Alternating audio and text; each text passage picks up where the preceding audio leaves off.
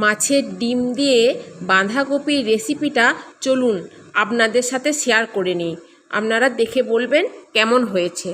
প্রথমেই আমি মাছের ডিমটাকে ভেজে নেব। মাছের ডিমটাকে আমি ঝুড়ো করে ভেজে নেব।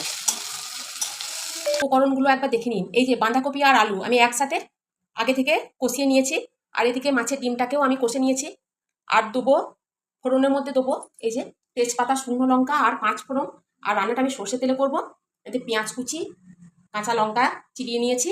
আর এখানে আমি একটা জিরে, ধনে, টমেটো, আদা রসুনের একটা পেস্ট বানিয়ে নিয়েছি।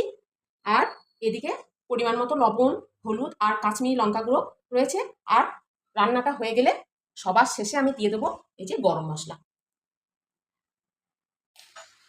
কড়াইয়ের মধ্যে আমি তেল দিয়ে ফোড়নটা দিয়ে দিয়েছি। এবার আমি দিয়ে দিচ্ছি পেঁয়াজ কুচি ও কাঁচা লঙ্কাটা।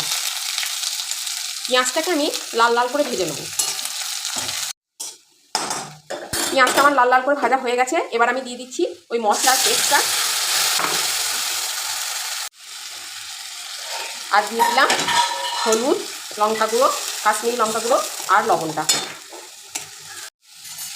মশলাটা কষানো হয়ে গেছে। এর সাথে আমি এবার মাছের ডিমগুলো দিয়ে দিলাম। মাছের ডিম আর মশলা একসাথে কষিয়ে নেওয়ার পরে আমি এখন বাঁধাকপি আর আলুগুলো এর সাথে অ্যাড করে নিলাম।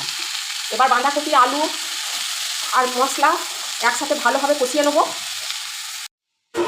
এখন আমি এবার গ্যাসটা কমিয়ে দিয়েছি এবং কিছুক্ষণের জন্য ঢাকা দিয়ে দেবো। এবার আমি ঢাকাটা খুলে আর একবার নেড়ে নেব। তারপর আমি এখানে দিয়ে দেবো একটুখানি জল। জল দেওয়ার পরে আমি আবার ঢাকা দিয়ে দেবো। আমি খুব বেশি জল দিইনি, অল্প সামান্য জল দিয়েছি। এবার ঢাকা খুলে দেখে নিই।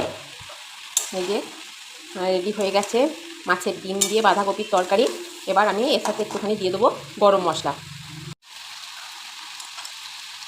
গরম মশলা দিয়ে আমি এবার নামিয়ে নেবো। লবণ মিষ্টি আমি দেখে নিয়েছি, ঠিক আছে। ভালো লাগলে অবশ্যই লাইক এবং কমেন্ট করবেন।